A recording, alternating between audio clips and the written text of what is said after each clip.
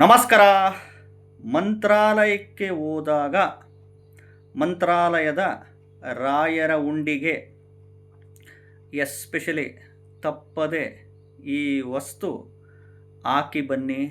ಖಂಡಿತವಾಗ್ಲೂ ಜನ್ಮ ಜನ್ಮದಲ್ಲೂ ಸಾಲುಗಳು ಆಗಲ್ಲ. ಎಸ್ಪೆಷಲಿ ದುಡ್ಡಿನ ಸಮಸ್ಯೆ ಅನ್ನೋದೇ ಬರೋದಿಲ್ಲ. ಖಂಡಿತವಾಗ್ಲೂ ತಪ್ಪದೆ ಮಂತ್ರಾಲಯಕ್ಕೆ ನೀವು ಹೋಗಿರ್ತೀರ. ಮಂತ್ರಾಲಯಕ್ಕೆ ಯಾವಾಗ ಹೋಗ್ಬೇಕಪ್ಪ ಅಂತಂದರೆ ಹುಣ್ಣಿಮೆ ಗುರುವಾರ ಬಂದಾಗ ನೋಡಿ, ಹುಣ್ಣಿಮೆ ಗುರುವಾರ ಬಂದಾಗ ಅಥವಾ ಅಮಾವಾಸ್ಯೆ ಗುರುವಾರ ಬಂದಾಗ. ಅದು ತಪ್ಪಿದರೆ ಈ ಗುರುವಾರ ಪುಷ್ಯ ನಕ್ಷತ್ರ, ಗುರುವಾರ ಪುಷ್ಯ ನಕ್ಷತ್ರ, ಈ ಗುರುವಾರ ಪುಷ್ಯ ನಕ್ಷತ್ರ ಬರೋದು ವರ್ಷದಲ್ಲಿ 2 ತಿಂಗಳು ಅಥವಾ 3 ತಿಂಗಳು ಬರುತ್ತೆ. ಈ ನಾಳೆ ಇದೆ ನೋಡಿ ಗುರುವಾರ ಪುಷ್ಯ ನಕ್ಷತ್ರ, ಕ್ಯಾಲೆಂಡ್ರಲ್ಲಿ ನೋಡ್ಕೊಳ್ಳಿ. ಆ ರೀತಿ ವರ್ಷದಲ್ಲಿ 2 ತಿಂಗಳು ಅಥವಾ 3 ತಿಂಗಳು ಗುರುವಾರ ಪುಷ್ಯ ನಕ್ಷತ್ರ ಬರುತ್ತೆ. ಹುಣ್ಣಿಮೆ ಗುರುವಾರ ಬಂದಾಗ ಅಥವಾ ಅಮಾವಾಸ್ಯೆ ಗುರುವಾರ ಬಂದಾಗ ಅಥವಾ ರಾಯರ ಆರಾಧನೆ ಸಂದರ್ಭಗಳಲ್ಲಿ, ರಾಯರ ಆರಾಧನೆ ಅಂತ ಮಾಡ್ತಾರೆ ಮಂತ್ರಾಲಯದಲ್ಲಿ, ಅಂಥ ಸಂದರ್ಭಗಳಲ್ಲಿ ನೀವು ಮಂತ್ರಾಲಯಕ್ಕೆ ಹೋದಾಗ ಮಂತ್ರಾಲಯದ ರಾಯರ ಉಂಡಿಗೆ ಎಸ್ಪೆಷಲಿ ಮನೆಯಿಂದ ಈ ವಸ್ತು ತಗೊಂಡೋಗಿ ಆ ರಾಯರ ಉಂಡಿಗೆ ಹಾಕಿ ನೋಡಿ. ಖಂಡಿತವಾಗ್ಲೂ ಜನ್ಮ ಜನ್ಮದಲ್ಲೇ ನಿಮಗೆ ಸಾಲುಗಳು ಆಗಲ್ಲ, ಸಾಲ ಮಾಡಲ್ಲ. ಎಷ್ಟೇ ಲಕ್ಷ ಕೋಟಿ ಸಾಲುಗಳಿದ್ರೂ ಖಂಡಿತವಾಗ್ಲೂ ತೀರುತ್ತೆ. ಜನ್ಮ ಜನ್ಮದಲ್ಲೂ ನಿಮಗೆ ದುಡ್ಡಿನ ಸಮಸ್ಯೆ ಅನ್ನೋದೇ ಬರಲ್ಲ. ಯಾವ ವಸ್ತು ಅದು ಅಂತ ಹೇಳ್ತೀನಿ. ವಿಡಿಯೋನ ಪೂರ್ತಿ ನೋಡ್ತಾ ಹೋಗಿ, ಎಲ್ಲೂ ಸ್ಕಿಪ್ ಮಾಡೋಕ್ಕೆ ಹೋಗ್ಬಿಡಿ. ಮೊದಲು ಹೊಸದಾಗಿ ವಿಡಿಯೋ ನೋಡ್ತಾ ಇದ್ದವರು ಚಾನಲ್ನ ಸಬ್ಸ್ಕ್ರೈಬ್ ಮಾಡ್ಕೊಳ್ಳಿ. ಚಾನಲ್ನ ಸಬ್ಸ್ಕ್ರೈಬ್ ಮಾಡ್ಕೊಂಡ್ರ ಕೆಳಗಡೆ ಐಪ್ ಬಟನ್ ಇದೆ ನೋಡಿ, ಕೆಳಗಡೆ ಐಪು, ವಿಡಿಯೋ ಕೆಳಗಡೆ ಐಪು ಸಿಗ್ತಾ, ಐಪು HYPE ಅಂತಿದೆ ನೋಡಿ, ಐಪು ಪ್ರೆಸ್ ಮಾಡಿ. ಇನ್ನೊಂದು ಸರಿ ಪ್ರೆಸ್ ಮಾಡಿ, ಇನ್ನೊಂದು ಸರಿ 3 ಸರಿ ಪ್ರೆಸ್ ಮಾಡಿ. ಬಿಡಿ, ವಿಡಿಯೋನ ಲೈಕ್ ಮಾಡ್ಕೊಳ್ಳಿ, ಶೇರ್ ಮಾಡ್ಕೊಳ್ಳಿ ಈ ವಿಡಿಯೋನ.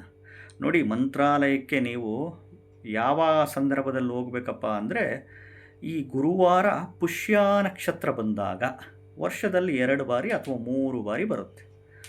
ಅಥವಾ ಹುಣ್ಣಿಮೆ ಗುರುವಾರ ಬಂದಾಗ ಅಥವಾ ಅಮಾವಾಸ್ಯೆ ಗುರುವಾರ ಬಂದಾಗ ಅಥವಾ ಯಾವುದಾದ್ರೂ ಗುರುವಾರ ದಿನ ಅಥವಾ ರಾಯರ ಆರಾಧನೆ ಸಂದರ್ಭಗಳಲ್ಲಿ ನೀವು ಹೋಗಿ ಬನ್ನಿ. ಹೋಗುವಾಗ ಗಂಡು ಮಕ್ಕಳು ಹಳದಿ ಕಲರು, ಯೆಲ್ಲೋ ಕಲರು ಶರ್ಟು ಅಥವಾ ಟೀ ಶರ್ಟು ಅಥವಾ ಶಲ್ಯ ಧಾರಣೆ ಮಾಡ್ಕೊಳ್ಳಿ. ಹೆಣ್ಣು ಮಕ್ಕಳಾದರೆ ಹಳದಿ ಕಲರ್, ಯೆಲ್ಲೋ ಕಲರ್ ಸೀರೆ, ಚೂಡಿದಾರ ಒಂದು ಹಾಕ್ಕೊಂಡು ಹೋಗಿ. ಮೊದಲು ಮಂಚಾಳಮ್ಮನ ದರ್ಶನ ಮಾಡ್ಕೊಬೇಕು. ಮಂಚಾಳಮ್ಮನ ದರ್ಶನ ಮಾಡ್ಕೊಂಡು ಅಲ್ಲಿ ಮಂಚಾಳಮ್ಮನಿಗೆ ಮಡ್ಲಕ್ಕಿ ಕೊಟ್ಬಿಟ್ಟು ನಂತರ ಮಂತ್ರಾಲಯದ ರಾಯರ ದರ್ಶನ ಮಾಡ್ಕೊಬೇಕು. ರಾಯರ ದರ್ಶನ ಮಾಡುವ ಸಂದರ್ಭದಲ್ಲಿ ಓಂ ಶ್ರೀ ಗುರು ರಾಘವೇಂದ್ರಾಯ ನಮಃ, ಓಂ ಶ್ರೀ ಗುರು ರಾಘವೇಂದ್ರಾಯ ನಮಃ ಈ ಮಂತ್ರ, ಅಥವಾ ರಾಘವೇಂದ್ರ ಅಷ್ಟೋತ್ತರ ಶತನಾಮಾವಳಿ ಬಾಯಿನಲ್ಲಿ ಬಂದರೆ ಹೇಳ್ಕೊಳ್ಳಿ, ಅಥವಾ ರಾಘವೇಂದ್ರ ಅಕ್ಷರಮಾಲಿಕಾ ಸ್ತೋತ್ರ, ಅಥವಾ ರಾಘವೇಂದ್ರ ಸ್ವಾಮಿ ಗಾಯತ್ರಿ ಮಂತ್ರ, ಇದನ್ನು ಪಠಣೆ ಮಾಡ್ತಾ ಹೋಗಿ. ರಾಯರಿಗೆ ದರ್ಶನ ಮಾಡಿ ತುಪ್ಪದ ದೀಪ ಅಲ್ಲಿ ಹಚ್ಚಿ 5 ಮಣ್ಣಿನ ಹಣತೆಗಳಲ್ಲಿ ತುಪ್ಪದ ದೀಪ ಹಚ್ಚಿಬಿಟ್ಟು ನೀವು ನಂತರ ಅಲ್ಲಿ ಮಂತ್ರಾಲಯದಲ್ಲಿ ರಾಯರ ಉಂಡಿಗೆ ನೀವು ಕಾಣಿಕೆ ಹಾಕ್ತಿರ್ತೀರ. ಈ ಕಾಣಿಕೆ ಹಾಕೋ ಸಂದರ್ಭದಲ್ಲಿ ಜೊತೆಗೆ ಈ ವಸ್ತು ತಪ್ಪದೆ ಹಾಕಿ ನೋಡಿ. ಯಾವುದು ಗೊತ್ತಾ ಅದು ವಸ್ತು? ಅಕ್ಕಿ, 3 ಅಕ್ಕಿ ಕಾಳು ನೋಡಿ. ಮನೆಯಿಂದ ತಗೊಂಡೋಗಿ ಅಕ್ಕಿ ಇಷ್ಟಿಷ್ಟು ತಗೊಂಡೋಗೋದಲ್ಲ, 3 ಕಾಳು, 1 2 3 ಅಕ್ಕಿ ಕಾಳು, ಒಬ್ಬೊಬ್ಬರು 3 ಕಾಳು ಮನೆಯಿಂದ, 3 ಕಾಳು ಕಾಣಿಕೆ ಜೊತೆ ದುಡ್ಡಿನ ಜೊತೆ ಅಕ್ಕಿ ಕಾಳು, 3 ಅಕ್ಕಿ ಕಾಳು ರಾಯರ ಉಂಡಿಗೆ, ಮಂತ್ರಾಲಯದ ರಾಯರ ಉಂಡಿಗೆ ಹೋದಾಗ ಈ ಮಂತ್ರಗಳು ಹೇಳ್ತಾ ಹಾಕಿಬಿಡಿ ಉಂಡಿಗೆ. ನಂತರ ಪಂಚಮುಖಿ ಆಂಜನೇಯ ಸ್ವಾಮಿ ದರ್ಶನ ಮಾಡಿಕೊಂಡು ಬನ್ನಿ. ಖಂಡಿತವಾಗ್ಲೂ ಹೇಳ್ತೀನಲ್ಲ, ನಿಮ್ಮ ಜಾತಕದಲ್ಲಿ ಗ್ರಹ ಸ್ಥಿತಿಗಳು ಹೆಂಗನ್ನ ಕೆಟ್ಟೋಗಿರಲಿ, ಯಾವುದೇ ದಶಾಭುಕ್ತಿ, ಅಂತರ್ಭುಕ್ತಿ, ಪ್ರತ್ಯಂತರಭುಕ್ತಿ, ಸೂಕ್ಷ್ಮ ಭುಕ್ತಿಗಳು ನಡೀತಿರ್ರಿ, ಅರ್ಥ ಆಯ್ತಾ? ಈ ಒಂದು ಸಂಕಲ್ಪಗಳು, ಈ ಒಂದು ತಪ್ಪದೆ ಈ ವಸ್ತು ರಾಯರ ಉಂಡಿಗೆ ದುಡ್ಡಿನ ಜೊತೆ ಹಾಕಿ ನೋಡಿ.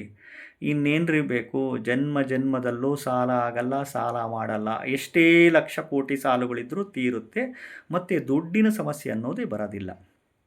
ಒಂದು ಈ ಸಾಲ ಬಾಧೆಗಳೆಲ್ಲ ಆಗಬಾರ್ದಪ್ಪ ಅಂದರೆ ಹಾಸಿಗೆ ಇದ್ದಷ್ಟು ಕಾಲು ಚಾಚ್ಕೊಂಡು ಹೋಗಬೇಕು, ಹಾಸಿಗೆ ಇದ್ದಷ್ಟು ಕಾಲು ಚಾಚ್ಕೊಂಡು ಹೋಗಬೇಕು.